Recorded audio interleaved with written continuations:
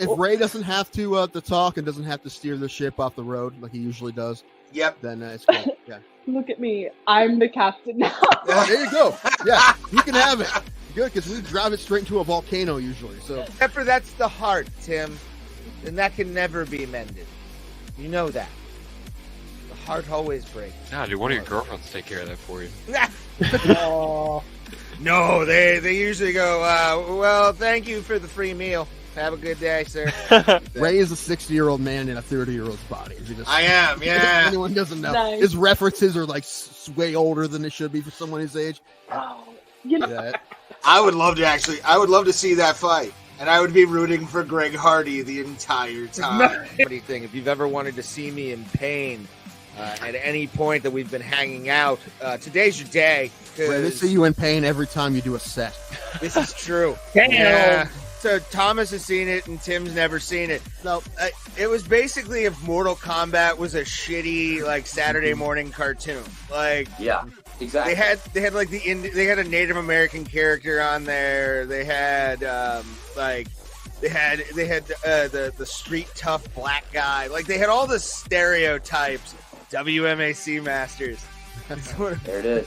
It's such a. So you're cool saying it show. doesn't hold up? Is that what you're trying to It say? does not at all. It doesn't look fit full, Ray. Let me see that glass. No, Ray, top it off. This is like goddamn amazing. Yeah, Damn. that's awesome. No, I just want you to follow the rules. What happens if you don't follow the rules? The wheel gets you back again. This is true. Why don't you two fight each other? There you We've go. talked about it. I've been We've thinking talked that, about but it. I didn't want to say anything. We have talked about I'm this still at a for stage. years, I can't man. fight anybody right now. I probably am used to a so 9-year-old right down. now. I will meet him at a weight. I don't care if I have to gain weight to fucking fight Tim, but it would mostly be like it would be a rolling match in the cage. Pretty like much. somebody would take someone down. What's crazy is out of all of us, Tim looks like he's most likely to be the wrestling fan. I see so many fucking guys who look like Tim Danko at AIW shows. It's not even funny. And I love I see him, I'm like, I want to buy him a shot, but it's not Tim, and I get sad. Yeah, and this kid's going to be a star, obviously. And that's what they wanted to happen. They want him to get a big win in London. They're hoping that was going to happen. I mean, did they give him somebody they think he could beat? Well, yeah, but I mean, it's not like Vargas isn't tough. Vargas is a tough guy. And yeah, Pimblett was a big favorite. But that's what they wanted to happen. They want this kid to be one of their next big stars, especially in the lightweight division. And now he's won two fights, one by knockout, right, and one by submission. So now he's going to fight somebody tough. And that division's super stacked. So there's tons of people he could fight. Before you put me on, I'm screaming at Cody my Lehman. microphone because you didn't put me on. I'm like, she's Mexican, you racist asshole. I don't know. Panic, you monster. But you didn't put me on because you want to talk wrestling. He had two. I only had one fight. He had two fights, but my one fight lasted longer than his two fights combined by like a lot. I think these both his fights were inside of a minute. And how did your fight end, Tim?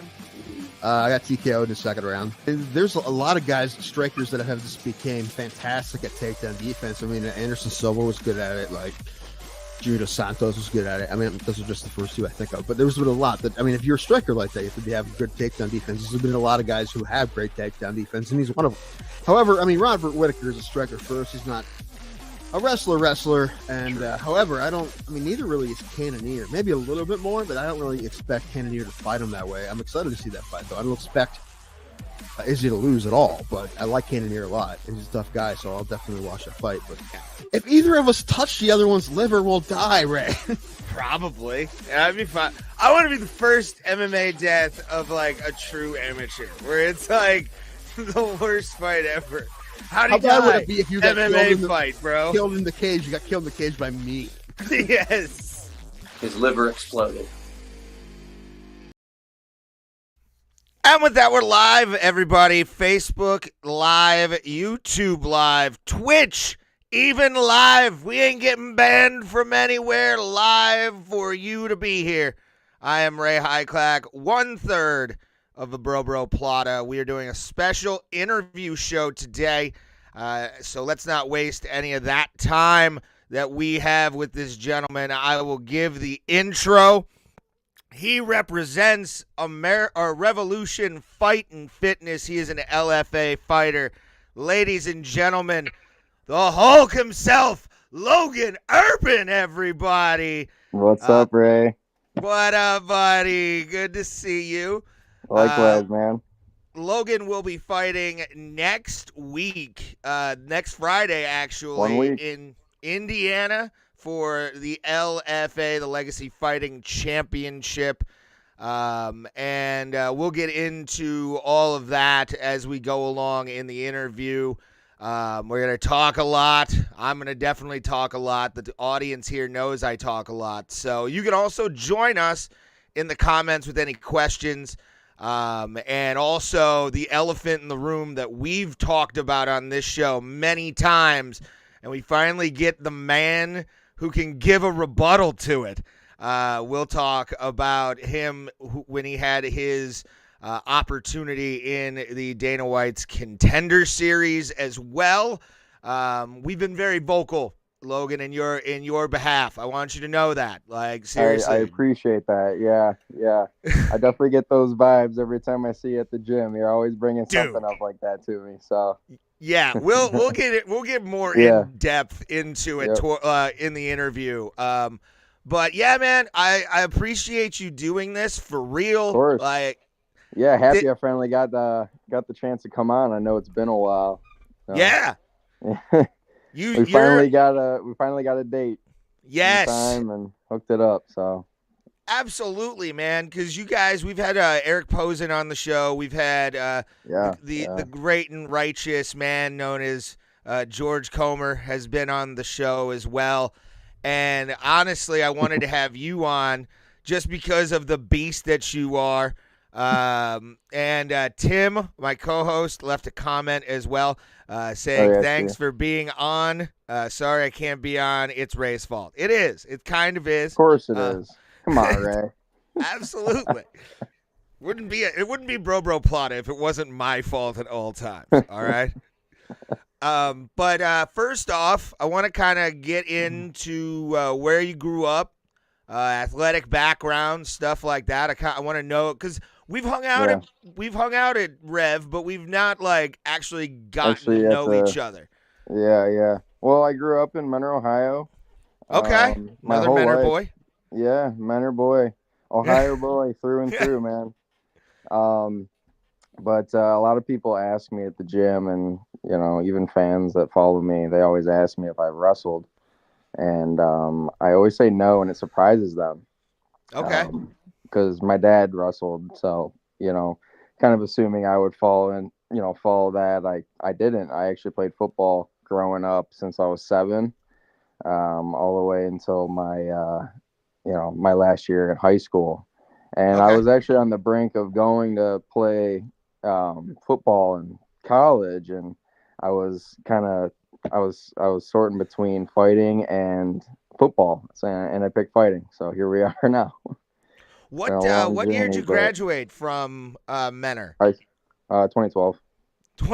Then you graduated with my brother. All right. Yeah. Really? Yeah, you graduated. Dude, that's the thing with Menor, dude. There's like 1 million people in the class, so you don't know anybody. Bro, we'll talk more about that in a sec. But yeah, I'm class of 07. So yeah, I played hockey and ran track. That was my things at Menor. But yeah, my brother was on the hockey team as well. So your last name sounds familiar, so I probably have seen him before. You probably have. You could pick him out. He kind of looks like me, but more like Lurch from the Addams Family. He's tall, way taller than me, bro. Way taller. All right. Sounds good. And then you played football at Menor, so you played for Trevisano. And what was I've always heard stories about Triv. What kind of coach was he for you? You can be honest. He's no longer the coach, so be honest as we're getting exclusives. Yeah, no, I mean you get the inside scoop here right now.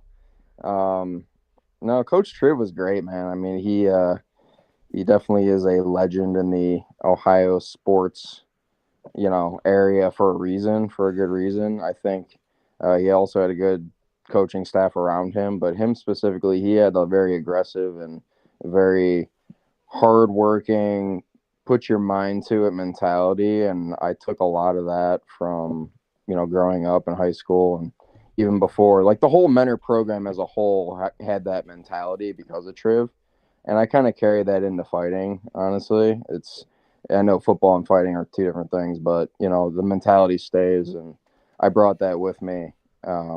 So I can't thank him for that, but he was very, very strict, very aggressive. You never wanted to mess up around him or else he would call you out for it and you'd be running laps. You'd be getting, you'd be doing extra work for the rest of the day, man. But, I could take a lot of good things from that for sure and do MMA. And that's what I did. So when did you start doing martial arts? Were you in started, school still at the time, or? I was, yeah, it was. I remember I was facing. It was my last year. We were facing St. Ignatius in the regional finals, and we lost to them. And I remember standing on the sidelines, deciding like I was gonna fight from then on out. Like I was like, I don't want to play this sport anymore. Nice. So I stuck to. Yeah, I was. I think I was around. I started when I was 15, like on and off training, but I officially like got into it when I was like 16, 17. Like I really started dedicating to it. So I started classes when I was 15 years old, and I'm 28 now. So Griffin Roll or Griffin Roll, yep. Yeah. Yep, So the original spot. oh yes, it was. That's where I met a lot of you guys was at Griff and Jason Dynamite Dent's gym, which I'm gonna probably reach out and see if he wants to come on the show. There you go. And you started 15. You go into Griff. What's the first class you took? First class I took was Intro MMA.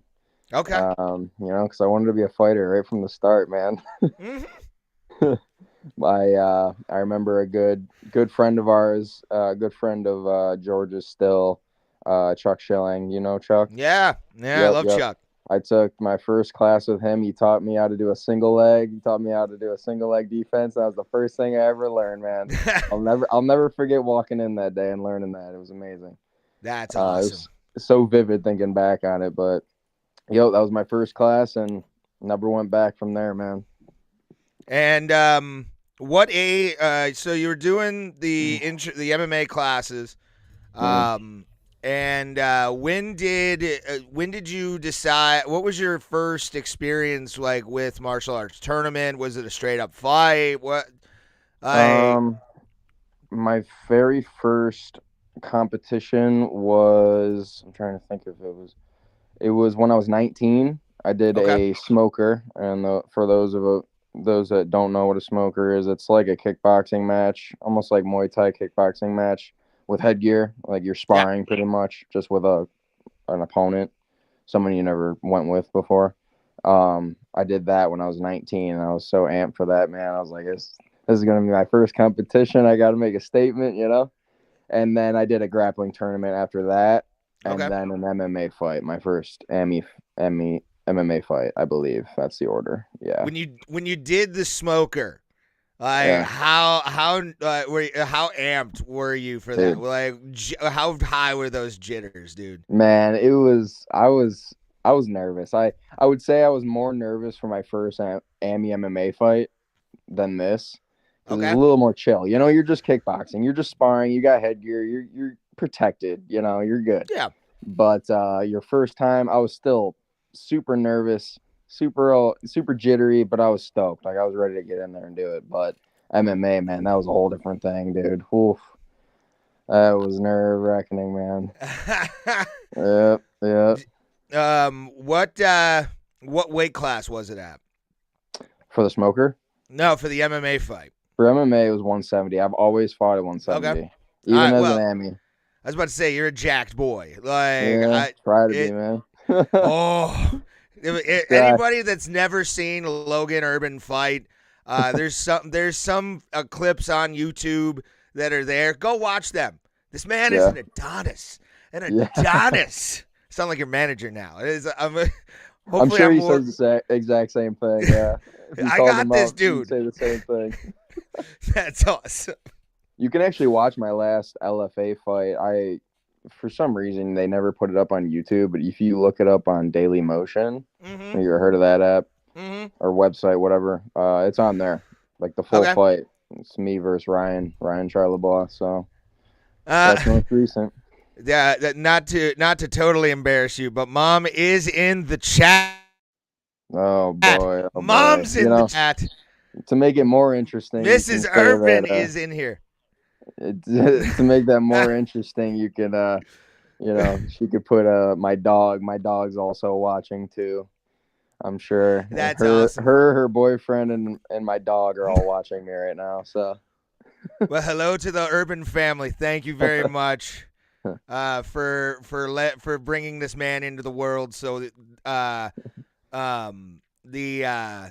can think, I'm California sober right now. It's usually if you watch the show, we're like completely loaded and ready to go. Tim's drinking bourbon, I'm drinking vodka because I'm trying to be a good boy, and it's a gnarly fest. But I'm California sober today, so it's quite right. fun. I'm impressed. I'm California sober when I go into the gym anyway, so it's like I'm always there, man. Like man. Especially with the day job I have. Screw that, man. Yeah. You did say you were working late. Yeah. One day coming in, and you're all tired. Gotta grind it out, man. Gotta grind it out. I know. And I did yesterday. Yesterday. It was quite fun. Nice. But so you the first MMA fight, you were amped up 170, and when it was all said and done, were you just did you feel like, oh, thank God that was fucking over, let's do it again? Or were you kind of like, I need to like relax for a minute? Yeah, a little bit of both, honestly. You get in there as a first timer, and your mentality is a lot of, I really want to do good and I really want to win and I don't want to get my ass kicked, but I also want this to be over like ASAP, and that's imagine. That's the mix of that mentality when you go in there. So that's pretty much how I was. But man, when it's over and you get that victory, it's that rush, man. You get that rush, and then it becomes an addiction, and you want to keep doing it. So, and then after your first win, though, you get 5 more, and you get 5 more wins, and you're on a nice little win streak. When you started getting on that, were you like, okay, I'm going to take this a lot more seriously? Yeah, I'm going to get into it, and let's hit it with all we can, or? Big time, man. I mean, at first I just kind of wanted to see how good I was at it, but like after a few wins, I would say like when I got my 3rd or 4th amateur. No, you know what? I'll say this: my 4th amateur fight was the turning point for my career. I'd say that really showed me that I was capable of doing this, and I really wanted to compete. I remember I was winning the whole fight, and the guy clipped me and dropped me in the 3rd round, and I was winning every round, and I fought through it. Like, he was trying to finish me, and I fought through it, dumped him. I sweeped his legs, took him down, and I got him inside control, and I sunk in a submission from there. And from there, I kind of knew, I was like, okay, I think I got this. Like, I think I'm really good at this, and I'm going to keep pursuing it for sure. Because a lot of people could quit there, you really couldn't pull through, bouncing back from that adversity is tough, and that's what really showed me, that I got this. But and that's to me, like, seeing guys do that, especially in amateurs. I don't go to many amateur fights as I should, but watching some of the amateur fights that I have in the day, filming MMA in like West Virginia and Indiana, it's definitely watching guys come up and they're like, I remember that dude from, the West Virginia NAF show back in like 2012, Good old NAFs, man. Oh, the North American Fight Series. Good times. Good times. With, I know the guy from, is it LFA? Is it the guy from LFA that does the ring announcing now? The Let's Make Some Noise. I think that's LFA. I think you're right. Yeah, I think it Or is. no, I think he did World Series or like the PFL for a little while. Because I Was it think PFL? I can't. Damn it, I can't I'm remember. not good with those guys, but it sounds familiar. The only other we've had one ring announcer on this show, and it was Jake Digman. I like Jake. Jake's a Jake's good the dude. shit, man. Jake's a good dude, man. I I didn't just saw actually. him. I just Well, saw no, him recently with Alonzo when Alonzo yeah, Turner fought. Yeah, back in yeah. November. It's a good dude. He's a great guy. Obviously the movie Warrior 2. If you've ever seen that Oh, movie, dude, too many times to count, man. That was like my favorite movie back in the day when I first started MMA. I watched that so many times. I love it, man. Like what? Great movie. What other movies do you like? Like what kind of genres do you go into? For movies? Yeah, what kind of movie genres do you like? Oh, suspense, horror, thriller, action, adventure, all that, man. I can watch, like all the Mission Impossible movies. I can watch all the Batman movies. I can watch all the Marvel movies. I'm a big movie guy. I'm not too much into shows, but I will definitely watch movies. Where's like how far decades wise? How far do you go back? Like, do you go into the 80s? Do you watch like a Fast Times at Ridgemont High or? No, I wouldn't say so. I don't think I dabble that far back. I try my best because I do like classics, but I don't think I have the room to speak of that. I haven't seen enough to know. That's an assignment now for you, son. Yeah. You got to watch Fast Times. It's a great film, but like, yeah, I love like the 90s thriller films and like Speed and all those kind of things with like Keanu Reeves before he started looking like an old martial arts like professor, He's got that energy now where you're just like, you're better than Steven Seagal, but at the same time, come on, man. Yeah, dude, you see John Wick one time and you're like, all right, he's already surpassed him. Would you ever do that? Go into like acting as like a side gig? Because I think you could do that shit. Like you're the next generation up. I think like you could get into that and like maybe Eric could definitely because he just looks like a tall enforcer, so it's perfect for him. Well, yeah, I know George Comer, man. He likes to do some side acting. Mm-hmm. So I don't know. Maybe one day when I, shorten up on the fight career, I'll talk to George and maybe we'll dabble into some acting scenes and some fight scenes or something cool like that. Yeah, that'd be fun. I'd like to do that. We have a guy who's the guy who says his liver exploded in our intro. Is a stunt guy, so we can hook you up with him and do some stage combat shit with you two. That'd be so much fun. Sign me up, man. I'm all about the fun, man. All about the fun. That's how we need it, dude. It's yep. So around, were you still in AMI when the split happened? No, it was my second pro fight. Okay, all right. Because I do want to kind of talk about that and get somebody's perspective on that. Nothing salacious, obviously, or anything. I'm not looking for scoops on it. But I moved out to Colorado, and all of a sudden I see Revolution Fighting Fitness is like trying to like get me to like their page. I'm like, what the fuck is this? And then I realize what I'm looking at. And I go, oh shit! Like how going from there to Rev?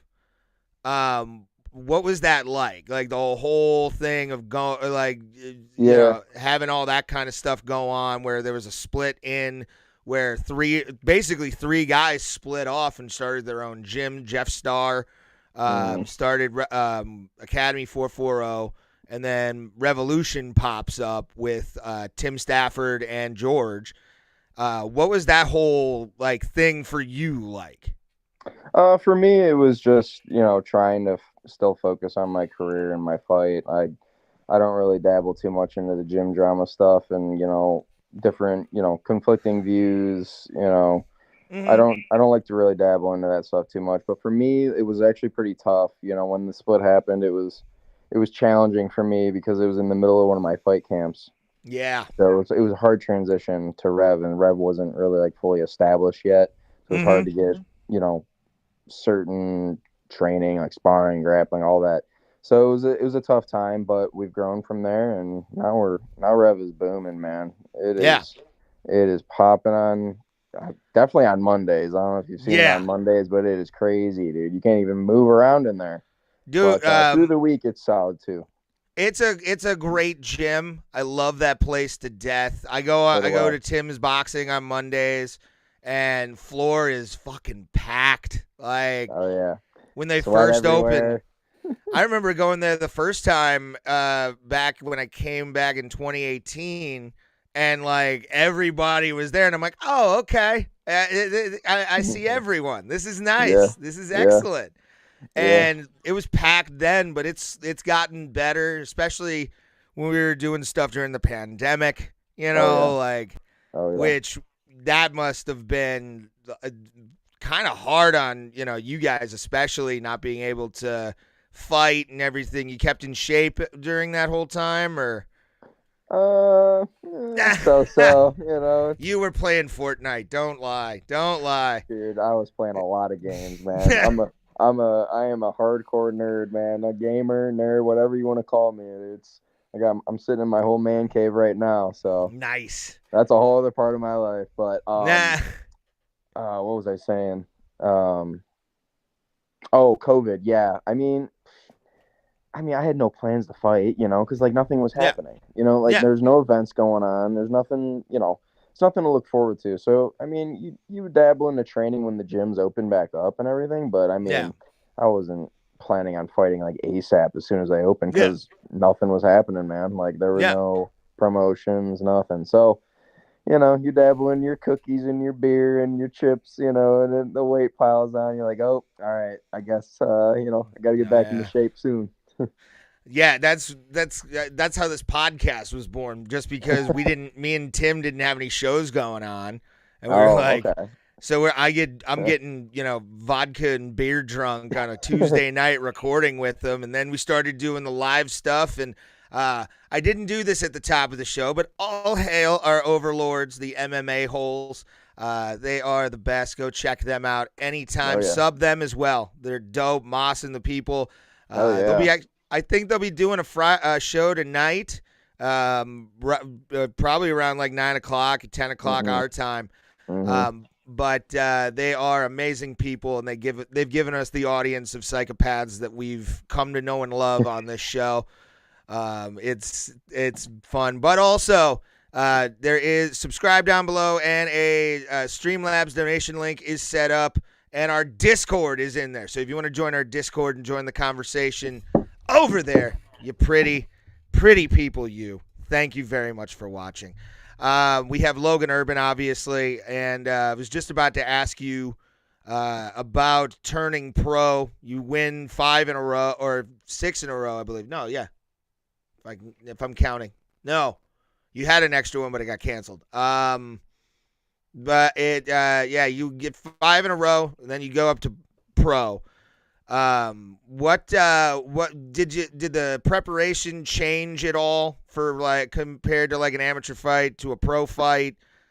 Yeah, yes and no. I mean, I like to train like a pro even when I was an amateur. Like I just train like a madman no matter what.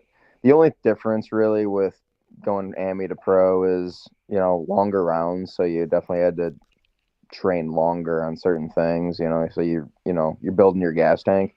Yeah. And also like elbows, knees, kicks to the head, elbows to the head, you get more access to your toolkit, so you gotta dial into that when you get to the next level. Other than that though, it was always the same for me. Now, Ohio, I believe, because I've heard it from Tim, and Tim's pretty embedded in a lot of the rules of Ohio MMA. Ohio MMA amateur is no knees. Is that no correct? No knees to the head. Right. Yeah. Yeah. What was that like all of a sudden when George unlocked that little key that he was waiting to pull on you. Like, Oh it's like, yeah, I can dude. knee people now. Yes. Yeah. Oh yeah. Yeah, George was trying to take me out my whole young career, man. Went back when I was like 19 is when I first met George, and he was a pro, like he was the big name, you know. And for me to train with him was a huge deal. So I owe a lot to him and Tim, you know, for building me into the fighter I am now. But you know, looking back, he he definitely snuck some nice stuff in on me when we were training, stuff that I couldn't do in a fight yet. So that had to be, especially like if I can speak again. I have thoughts. I promise you. I know you don't really see him at the gym, but I have thoughts. I catch your drift. I know what you're saying. When you moved up to pro, and getting ready for that, like the entire thing with the knees being there.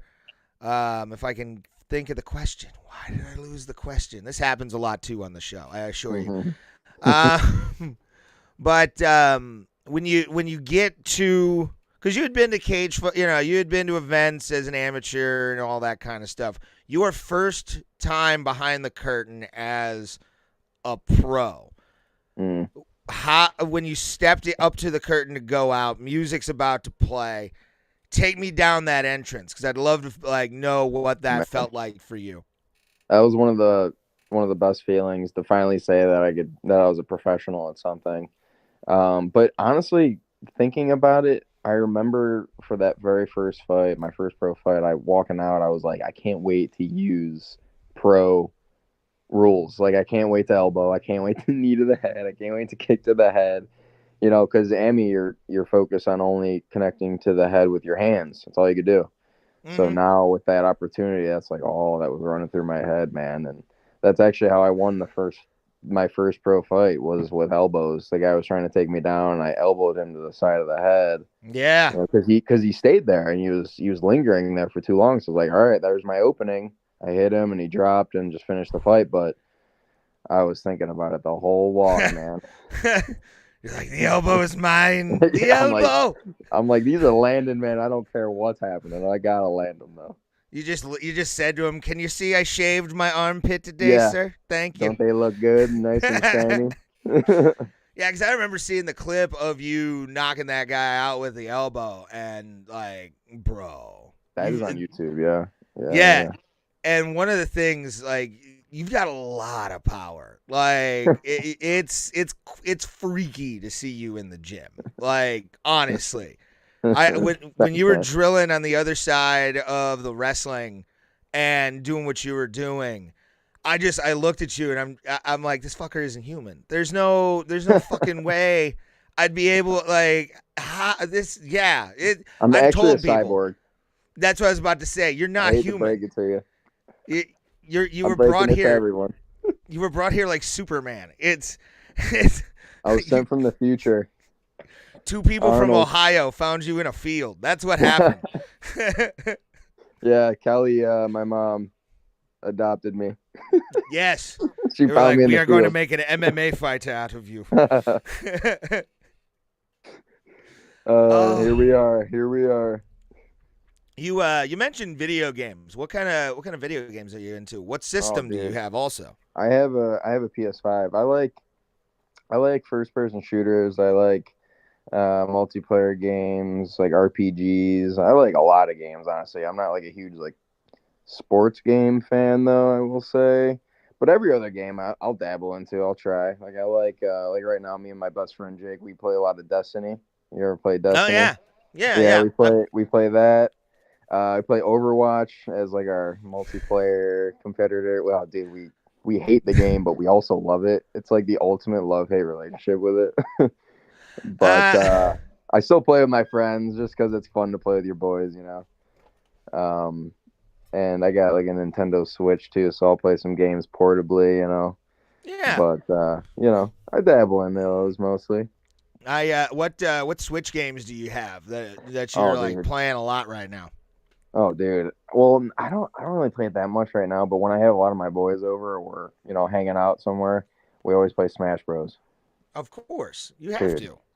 Dude, Smash Bros all day. That's like the ultimate party game with your boys, man. It goes Wrecking hard. friendship since 1999, bro. Dude, like the N64 version, the GameCube version, all the versions, you lose friends yeah. because it gets real, man. Oh, dude. You want to talk about real fighting? I've been at so many, like when I was a kid, that like the N64 version was always pulled out at parties, and you would just wait for these fucking just straight up Valley Tudo matches to start between two guys Yeah. slamming each other through the like on the couch, punching each other because Zelda Uh-huh. or Link couldn't hit Kirby a little bit, like yeah. that kind of shit. You're just like, fuck, Oh, yeah. man. It was Who do you always play? what? Who do you play? Who do you like to play? Yeah, I'll do Captain Falcon just because I want to hear Falcon Punch be thrown. Me too, man. Falcon Punch all day. That and I'll do the classics, Mario, Luigi. I'll be a dick sometimes and be Bowser just so I can throw people. I like Bowser. I like Ganondorf too. Ganondorf's a my good boy. one. Yeah. Trying to think of the Kirby villain, the Knight. Oh, I'll play as Meta him. Knight. Everyone, Meta Knight. Meta Knight. Just because the sword's there, bro. Like the sword is there. And he looks cool. Yes. Yeah. Dude. My buddy plays King DDD, the big penguin. Yes. Dude, he's obnoxious with him, dude. Obnoxious. There's times I never wanted to be friends with him again after him playing that, but when Halo came out, that was another, or not Halo, it was GoldenEye. GoldenEye was that one, N64. bro. Oh yeah. Yeah, that's old school. That's classic. The lovely part is, and you'll be happy about this, the Switch has GoldenEye right now, my friend. Does it really? Yeah. Oh, man. I'm going to have to dive into that then.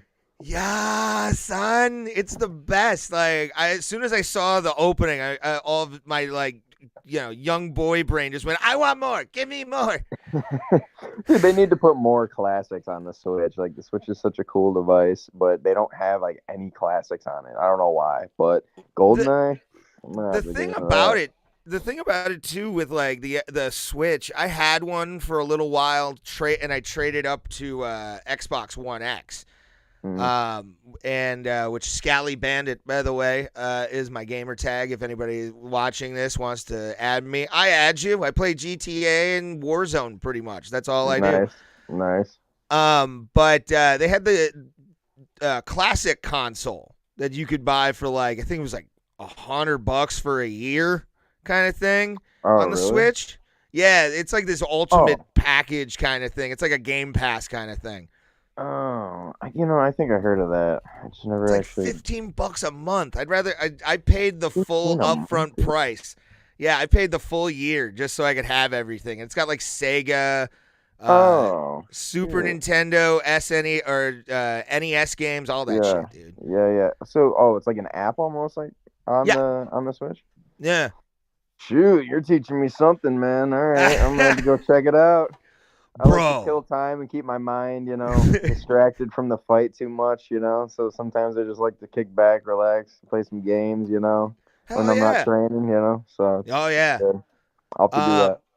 Yeah, because the cool part is for me being such a nerd as well is once you boot up the Sega thing, all of a sudden you just hear Sega, and you're like. Dude. Just straight up nostalgia blast right in your face. I get that feeling when I turn on my PlayStation 1 or 2. Mm-hmm. Oh man. So that was like me growing up. It was all PlayStation 1, all PlayStation 2. That was my thing, and I still got mine right over here actually in this room. Might have to boot that up. I saw a reel on Facebook that had someone booting up a PlayStation 2, dude. And it just goes into the blackness, but you hear that, and you're like, yeah. You dive into the stars, and then just pops right up. You're like, oh man, nostalgia blast. I was 13 maybe when the PlayStation 2 came out. I want to say I was 13, and I thought it was broken for a hot minute, like when Oh, it you went played into with the the dude? menu, just Oh, because oh yeah. you remember yeah, how the yeah. menu was where it really didn't look like anything? It took forever to load too. You're like, Ugh. why isn't this working? It's Get it. broken. Take it back. Get a Dude. new one. Yeah, What pretty about the much. GameCube? You had a GameCube? I never had a GameCube. I was a PlayStation kid. I had an SNES when I was a kid that I Yeah. inherited from a cousin, and he had this like the thing that Coke cans, single serve Coke cans come on, or the 6-packs, that like cardboard thing. Yeah. Massive sled, bro, just massive. And we traded that in for a PlayStation 1, like with that you could travel with. So I was able to like have that and play like Blast Lacrosse if you ever played that game. Nice. No, I haven't. But yeah, I was a PlayStation kid and then Same. bought an Xbox 360 and now I have the one. So didn't have a system for a long time. So you transitioned. You went from PlayStation to Xbox, huh?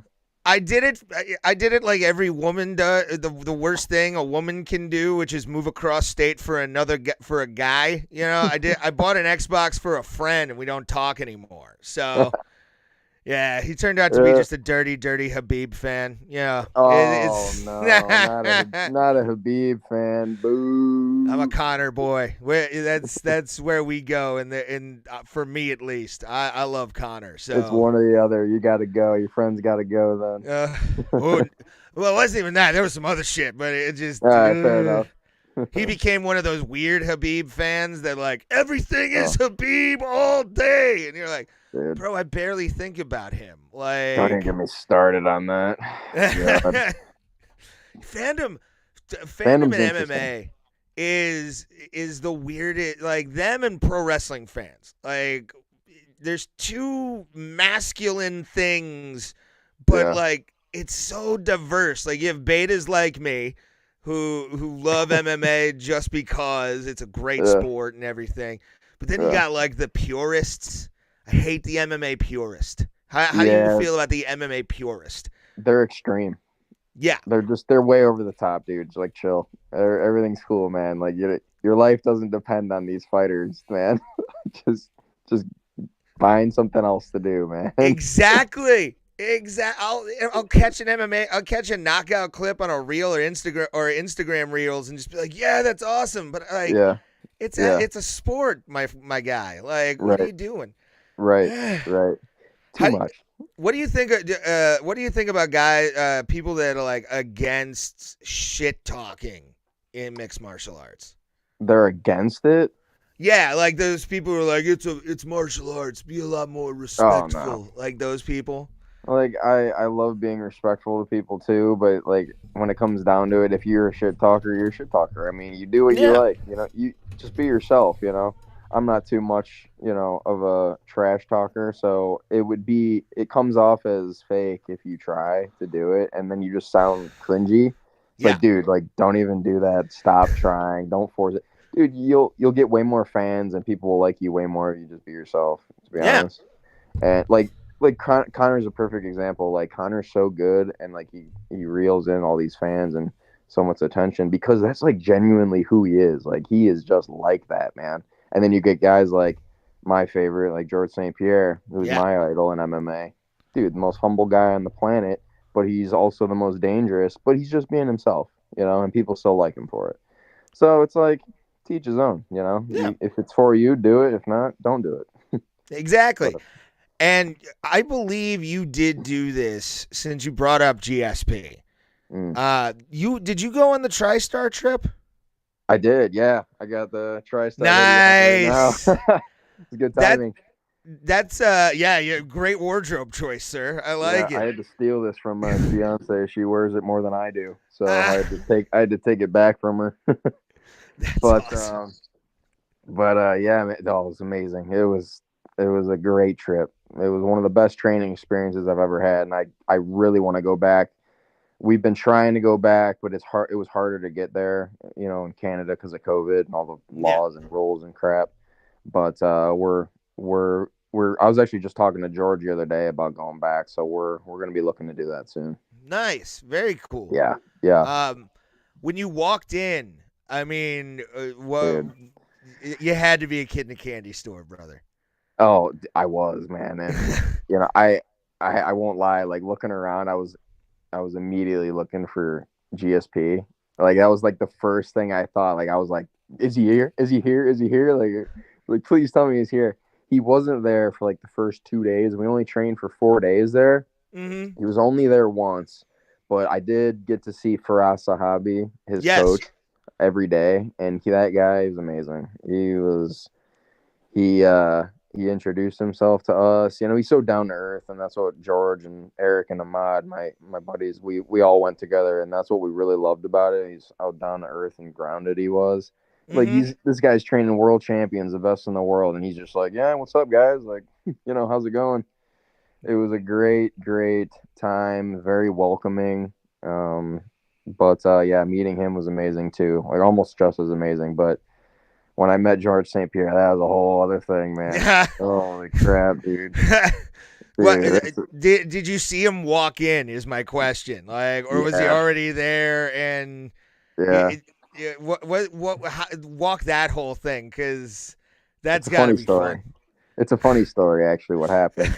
Oh, So to keep it brief, I was going to the bathroom after sparring, and I walk in. I'm waiting for a guy to finish taking a piss in the urinal. There's only one. It's a small. Like the gym's not that big. It's like the size of Rev. Like it's Okay. not. It's not that big. Okay. But it's it was a smaller bathroom. So I'm walking in and the guy's taking a piss and I was about to go use it, and you'll never guess who walks in after that.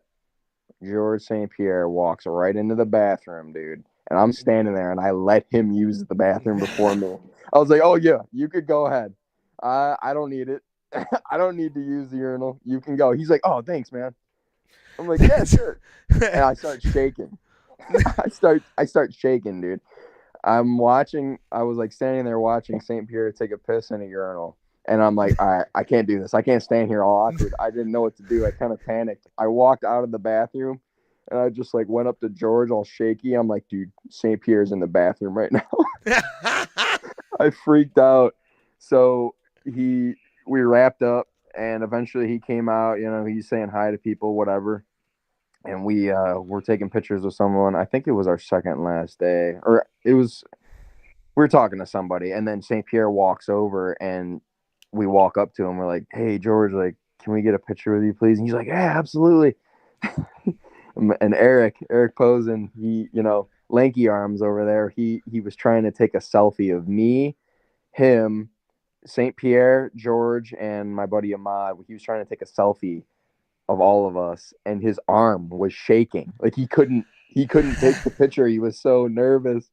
And St. Pierre was like, "Hey, you!" Like he pointed to another guy in the gym. He was like, "Hey, you, come take a picture of us."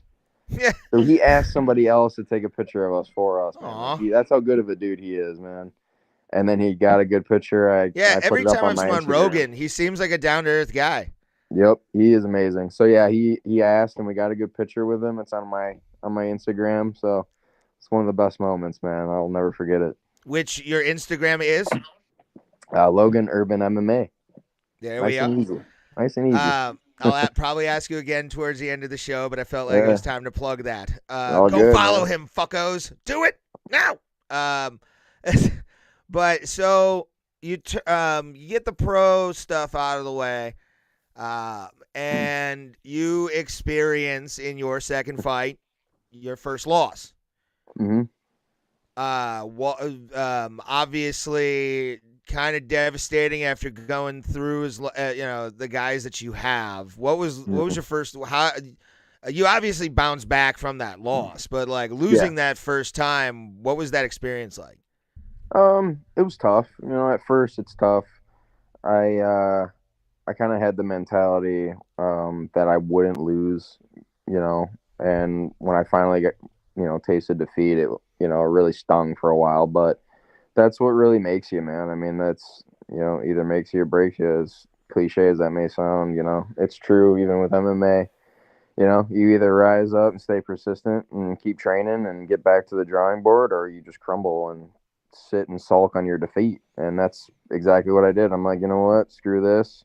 I'm done being sad about it and bummed out about it. I'm going back to business. And that was, you know, like no excuses can ever be made in MMA, you know, but that was during a hard time with training camp. Like that was during our split with our gym. So it was a hard preparation. It was hard to get my weight down. It was a lot of distraction, a lot of distractions, a lot of mental issues with that one. So, and obviously no one likes to do that going into a fight. It's very challenging to fight when you're, you know, cloudy and, you know, your weight's not right and all that nonsense. But like I said, man, you just bounce back from it, stay persistent, and keep going. That's all you can do. Absolutely, my friend. And now, so you go on another winning streak, and I feel like before we obviously talk about your upcoming fight for LFA, we need to talk about something that's been on my mind for a long time. And we like I said, we actually live streamed doing a fight companion to that show that you were on, Dana White's Contender Series. You came in 3 days notice, 2 days notice. 2 days, yeah. 2 days notice. Did they call you? Yeah, I was at my best friend's sister's wedding. And Tim called me, and my coach, Tim called me because my manager called him and asked him if I could make it. And then Tim was at a fair, so we were all busy. And Tim calls me in the middle of the wedding. It was like 10 o'clock, dude. And he calls me, he's like, dude, you want to fly out to Vegas tomorrow? I'm like, what? Like, for Contender Series. And I was like, I'm not going to say no. You know what I mean? How can you say no? You know what I mean? And you know that's what happened. I mean, that's how it happened. Like, Tim called me, my manager called him, and then Tim calls me. I'm like, let's go, let's do it. Nice, no hesitation whatsoever. That's what makes you the shit, my friend. Thanks, but man. the flight over there, oh, no problem, brother. Absolutely, dude. So the flight over Vegas, you get into Harry Reid Airport, which I am going to plug something real quick. Bro Plata is invading Vegas March 1st through the 5th. If you are going to UFC 285, we'll be posting stuff on our Instagram at Bro Plata, our Twitter at Bro Plata, and our Facebook at Bro Plata. Make sure to follow us on all that. But we are going to be doing some fun things in the city of Las Vegas, including March 1st. We are going to be at Rick's Rollin' Smoke Barbecue. Owned by Rick Harris of Pawn Star fame. All right. Yeah, if you actually look at some of the older episodes of Pawn Stars, there's just like these like storage unit looking things like right next door. And then as the seasons progress, you see a shopping plaza just pop up next door. They own that, and they have like a barbecue place. Chumley ironically has a candy store. And there's like an exotic car rental place. It's fucking wild, dude. Wow. Like, insane. I got it all. Hell yeah, man. But we're going to be there for the Wednesday, March 1st show. We'll be having more details and a poster coming up soon. So we will be having that. But so you get into Vegas and you get to where after you leave the airport, where you go to the hotel right away, yeah? Yeah, we went to the Fighters Hotel. They had to drive us to the shoot, I can't remember the name of it. I can't remember what specific hotel it was. Doesn't matter. It was like their fighter hotel for like when they do like the UFC, the Apex. Like, Okay. there's no fans there or anything. There's just like small bleachers for like other fighters and stuff. Like it's the fighter hotel for that, pretty much where it takes place. So yeah, they drove us to the hotel, and oh my god, everything just hit the fan from there, dude. I was like, interviews and just paperwork, and I'm trying to get my weight on point at this, during all that too. It was a cluster, man. It was a lot to deal with in such a short period of time, but it was a cool experience. It was definitely cool just to be out there, but it was definitely it was a lot to take in. It was a lot to take in. I mean, usually you get a lot of time to be out there and you absorb it then, but in like one day, a couple hours even, it was hard to absorb. Yeah, I can imagine. Like you get out of the car and all of a sudden, like who was interviewing you for the show? Like who do they use for like interviews and stuff like that? I don't remember the gentleman's name. It's just like the UFC staff. Like Yeah, I think they have different ones, but for like the Contender Series, when they put it up on TV and everything, like it was just some guy. He told me his name. I can't remember it honestly. I will ask you nothing... once you saw that like your head doing what you have seen in pay-per-views for all that time. How cool was that? Even prior even to the loss, like you look at it, you're like, I'm throwing the UFC hands. Like I'm shadowboxing on a UFC show. What's up, bitch? Yeah. How you doing? It was cool. I will say one of my favorite parts was actually the promo they do, like with like when you're hitting the mitts, hitting the bag, doing the speed ropes or whatever the hell you want to call them, doing all that stuff. That was so much fun to do. I won't lie. It was tiring because I was trying to recover from the weight cut, but they spray you down with all the water and they get you all sweaty looking. Even though I was like, dude, I'm already like super sweaty as it is. You barely have to spray me, man. But we're hitting the bag and doing all this shit. Taking pictures of us, different angles. That was so much fun, dude. That was cool. But to actually see like what goes behind the scenes of all that and how they make it so cool looking, that was an experience. But those like I'm always a big fan of like those behind the scenes moments where you like look in and you see like like even a control center where you're like fucking TriCasters and monitors. I'm in, bro. Let's party. It's legit. This is real. So good. It was cool. But so we get to the Contender Series. I just actually looked it up on Tapology. Your referee was the mustachioed wonder, dude. Mike Beltran. Such a cool dude, man. He's such a cool guy. He came right over to me, shook my hand. He's a gentleman, man. He's a good dude. But he's intense. He's like, listen, man. Some referees they'll be really lenient, and then some will be pretty strict. But he didn't give a shit, man. He was like, for those of you who don't know, you can't like 12-6 elbows, which is like bringing your elbow straight down on an opponent, which is illegal. He's like, dude, if you put any angle to that elbow, it's legal. Mm-hmm. Like you can still come down on it, but as long as it's not a pure 12-6, you're good. So as soon as he told me that, I'm like, dang, you don't mess around, dude. You don't care what we do in there. No, that guy. He's the rest to have. Yes, him and Keith Peterson, who we affectionately call alcohol and cigarettes on this show. Keith, come on the show. Same thing with Mike. You've ignored my messages. I want you. Keith's a stud too, man. Oh, I met him at UFC Columbus. Really nice guy. Oh yeah. Because you can actually, if you've ever been to a UFC event, and you go down to like the retaining wall where like the security's like letting you into like the floor seats and shit. Yeah. You can yell to whoever, and if they're not super busy, they'll actually come over and like take pictures with you and shit.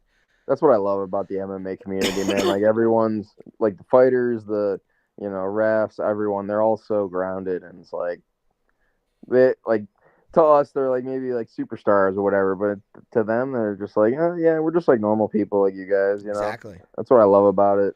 So there's I've never met a truly fake person in martial arts, like doing it as long as I have, which obviously isn't. I casually train, but it's one of those things where you always. I love the people who are like, oh, it's gonna be all meatheads, bro, and then you get in there and you're like, oh yeah, I could party with these fucking animals. Let's go. Yeah, we're all just a bunch of normal psychopaths, I guess you want to call us. That's not exactly. A good way to describe it. No, I mean we're all a little crazy, at least all the competitors. But I mean, for the most part, you get people that just want to train. They just want to learn things, man. And that's exactly what our gym. I know a lot of gyms are like that too, and it's just a good atmosphere. Everyone's respectful. No one wants any of that nonsense, No, we're just trying to be better every day. 1% better every day, no matter who you are. So absolutely, you can't go wrong. So okay, now let's get to. You have the fight on Dana White's Contender Series and make the walk into the Apex. You lose. We were bummed. We were very bummed. Me too. I'm fully aware, sir.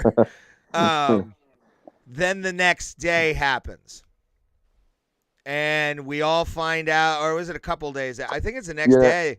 It was actually like a month. It was like a month. We found out about, my opponent's situation.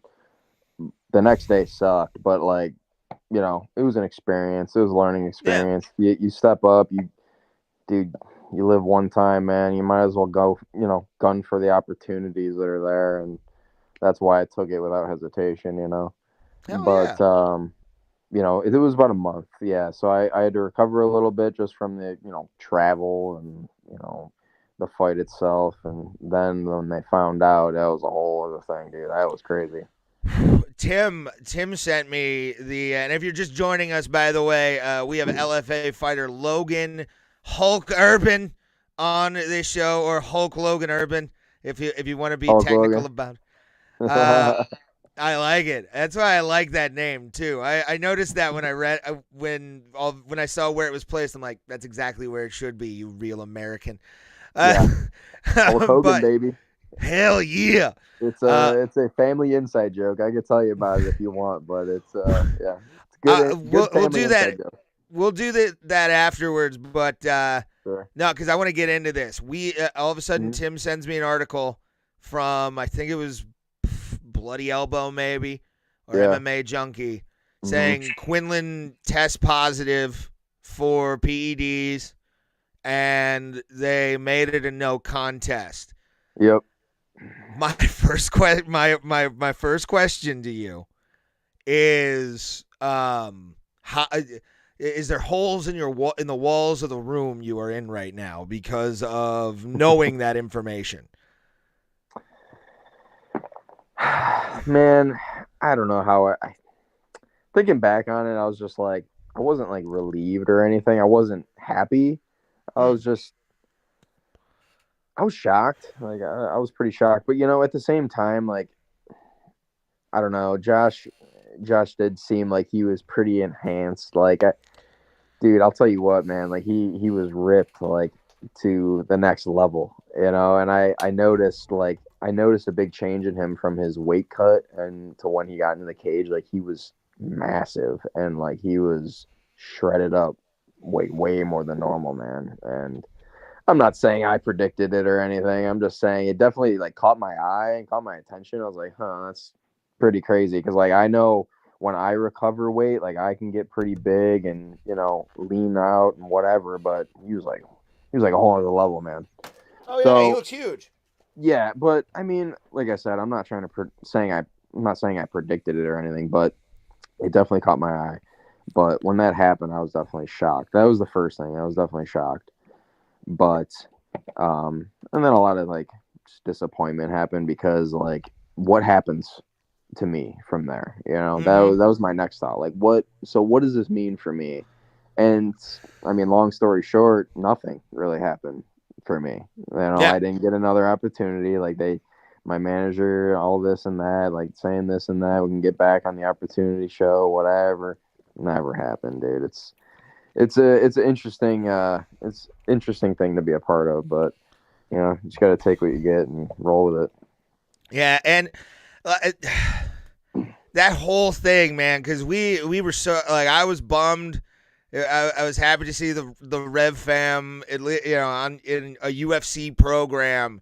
And then even the loss, I knew you were going to bounce back from it. This was a 2-day notice fight. Yeah, it's one of those and I'm not saying that's an excuse, obviously, but it's one of those things where it could have also, you wouldn't have got, you would have won and got no contract because you were 2 days off or whatever. That could have happened as well. Right. Because they've done that to guys before who have won where they don't get a contract off of, a short notice fight.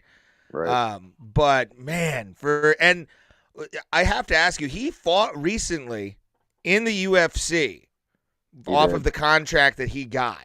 Yeah, crazy, man. I don't know how he has a contract, to be honest with you, but here's something I will say. The UFC does not care. I mean, The UFC doesn't care about any of that. They care about entertainment. They care about the business, man. They care about making money. So Yeah. if I mean they got a guy that's signed and they're gonna stick with him, whatever until he gets cut or whatever, loses. I don't know how that works, but We hope soon on this show, believe me. right. But yeah, so I mean he apparently he was fighting, I think I can't remember what state it was, but they test you for the fight, and they test your normal levels that they can actually pay for, wherein you get other promotions that can't afford these certain blood tests. So a lot of guys get away with things. But the UFC, they won't let you get away with nothing, dude. Yeah. Any of your levels that are elevated, dude, they'll flag you right away. Yeah. But the weird thing is the UFC only go off of what the state's the commission of that state will allow. So like Josh, for example, he fought in I can't remember where it was. It wasn't Vegas. And I can't remember what it was, but he tested too high for something. Oh God. So he's had a history. Yeah. Oh yeah. So, this was after fighting me, and this was like his first fight, whatever. And he tested too high for something. I can't remember what it was, but I know it was something. And so the UFC was like, "Oh, just fight the next week. We'll put you on the next week in Vegas because Vegas will actually allow those certain levels of whatever you tested too high for." I'm like, dude, what the fuck? What the hell, dude? Are you serious? You know this guy is cheating, he's on shit, but you're still gonna allow him because Vegas doesn't care. But in that state, they care. It's like, dude, don't make any sense, man. So then he fought. He fought some 36-year-old guy, and he retired right after getting KO'd by him. Yeah. So. It's a weird game, man. Dirty, dirty game.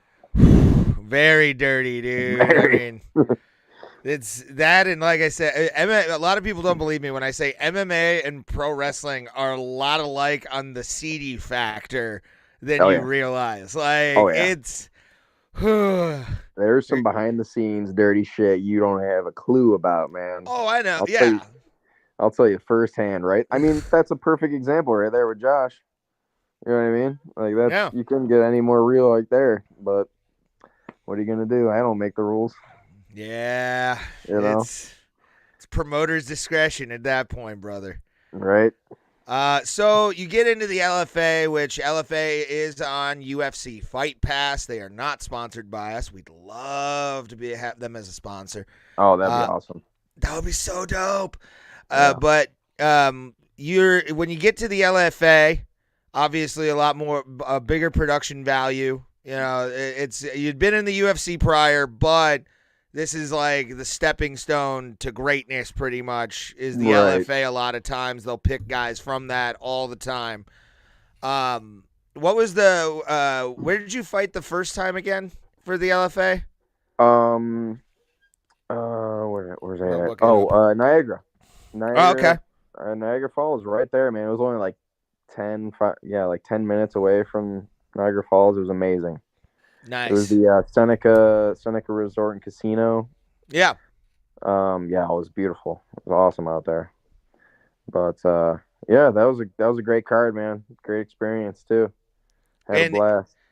And obviously you won that fight, and now this coming week you are fighting, and I'm gonna butcher his name. We always butcher names on this show. So will I, dude. Don't ask me to say it. I heard some Russian announcer say it in a video calling him, which he really isn't this. They call him the Uzbekistani the Uzbekistani Conor McGregor is what this video called him. I'm like, come on, really? What? Everyone loves to toss Conor's name around, dude. Give me a break. And also, before we really talk about your fight coming up next week, Tim sent me a video that he wanted me to play for you, and he has a question for you in the video. Oh, no, it didn't show up. I'm going to have to do it this way. Hold on. Oh, okay. Boy, this is bad. This is bad. I'm in front of single people. It's so fun. There we are. Let's get into you. I got to turn my mic off for a second, but here is, once it comes up, come on, baby. You want to. This is the high budget we have on Bro Plata, by the way, Logan. It'll work. So It'll work out either way. It absolutely will. Oh, the video didn't save? What? How'd that happen? I just uploaded it. Gosh darn it. All right, hold on. It'll take 2 seconds. I uploaded it. It came up quick. There we are. Boom, boom. Takes 2 seconds. There it is. 100% right off the bat. Perfect run. And here's Tim. Hey, Logan. Tim here. Sorry I can't be there for the interview. Ray's fault. Right? Ask him why. It's Ray's fault. Right? I have family in town. That's why I can't do it right now. And I'm in the middle of nowhere where my brother lives, and reception's garbage, or the internet's garbage. And also, this video probably isn't playing very well. Also Ray's fault. Ask him about that, too. There's that garbage program he makes us use. Anyway, I'm sure everything's going well. I just wanted to ask you one question. Two, actually. Number one, could you point Uzbekistan out on a map if we gave it to you? And two, have you ever fought anyone with that powerful of a unibrow before? I saw a picture of the dude you're fighting. Mushroom. Pretty sure I nailed that. I see his unibrow is epic. Man, that is like Anthony Davis style level of unibrow. Like, does it concern you? Do you think it's possible for a man to knock another man out with his unibrow? What kind of training have you done lately to try to combat the unibrow? That's all I wanted to know. Hey, good luck, brother. Thanks for being on. Unibrow, is it going to be a factor? I did not hear any. I didn't hear what he said. I couldn't hear. Oh, God damn it! I couldn't hear anything. I was trying to find a way to type or something, but nothing came. Was there no audio? Let me check the chat too. It was just muted. So Tim wanted to what he said was first of all, thank you for being on. It's my fault that he can't be here. He's with family. But the first question is, can you find Uzbekistan on a map if we gave it to you? Hell no. I'll answer that quick. And have you ever fought somebody with such a powerful unibrow before? No. This will be a first. Are you training for it? Is another thing. Are you training for the unibrow? What if he takes it off and hits you with it like a whip? I'm gonna stare at it the whole time. Nice. That'll be my target. But yeah, that's my co-host Tim. The video didn't work, and he also took a dump on Melon again, which nice. Kind of sad because I like Melon. I think it's a decent app. Plus, we can see when people do stuff. Like, we've gotten a couple subs tonight. Thank you guys for that. What's been the preparation right now for? I think it's Max Ramadan something like that. Yeah, I know he's a judo guy. So he likes foot sweeps. He likes body locks. I kind of think throws, I guess. Yeah. So, definitely preparing for that, on the defensive side, but mainly I focus on my game as a whole. I don't like to steer too far for anybody away from what I'm good at. So I prioritize that first, what I can do. And then I focus on what he does as well, but nothing that's distracting. I don't go out of my way to, worry about that too much. I'm just going to be myself. I train how I always train, perfect my craft and go in there and win, with what he does in mind too. If that makes sense. Yeah. So. And obviously, winning this will put another feather in your cap for, possible move up, and that's the plan. Yep, that's what we all hope for you, my friend. Absolutely. Yes. Appreciate that, man. No problem. And we went longer than expected, which is good. Yeah. I only had you for an hour, but we're close to an hour and 15. So I think what we're gonna do is I want to know the give me the Hulk Oh. Logan thing. I want to hear about that. It's just a little family inside joke. When I was growing up, on my dad's side, we have family reunions, Yeah. and we would go out to Pennsylvania. My family has like a family home out there, and we'd see all our relatives and everything. And one of my uncles, he this was kind of like when Hulk Hogan was big, Yeah. and it's just something a little stupid like Hulk Hogan, and my name's Logan. It sounds kind of similar, and my dad was always kind of an athlete, a beast, I guess, if you will, when he was young, growing up. So they like to call me like the little version of him, like a little beast, Hell yeah. He's like, oh, he's gonna be a stud when he grows up, Yeah. And so my uncle's just like Hulk Logan, Hulk Hogan, Hulk Logan, he would be like, what's up, Hulk Logan, like instead of Hulk Hogan. So it stuck. Like That's adorable. he would always call me that, and then my cousins, my aunts, like everyone on my dad's side started calling me Hulk Logan. Like they never called me my name, Logan. They just say, Hulk Logan, like get over here. And I'm like a little dude, like running around, like, 5, 6 years old, just running around, like, what's up, guys? That's awesome. It stuck though. Yeah. Yeah. So thanks to him, it is now my fight nickname. So Nah, I dig it, my friend. Yeah. And I do appreciate you being on, homie. I really course, do. happy to be here, man. It's Logan Urban MMA, I believe. That is my Instagram. Yep. And then give your Facebook, or are you on like Facebook, or are you mostly like a Instagram? No, I'm on Facebook too. You could look up my name, Logan Urban, or Hulk Logan Urban is like my fighter tag profile on there. So yeah, I love it. And we do, like I said, we do appreciate you being on. We'll have you on again, and I have to ask you this question. I ask it of every single guest. Right. I think Maz, I've asked this. I think we got one other guy that's into it. I can't remember. Oh, we have Blake Troop, Bulletproof Blake Troop, the old LFA fighter. He is down for this.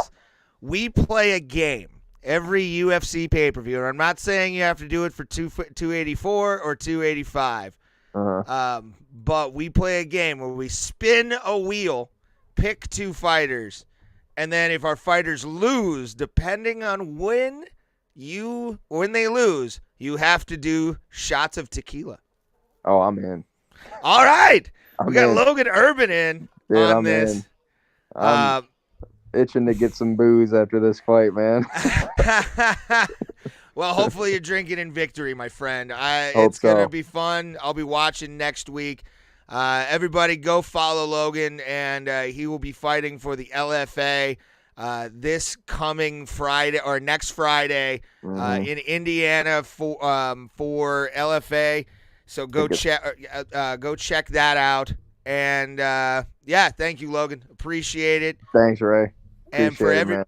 everybody that watched tonight, thank you very much. Tomorrow I will be live streaming for UFC 284. So we'll be watching that all together. Enjoy the rest of your night. Once again, Logan Urban's the shit, and we will see you at the Kumite, fam. Bro, Plata.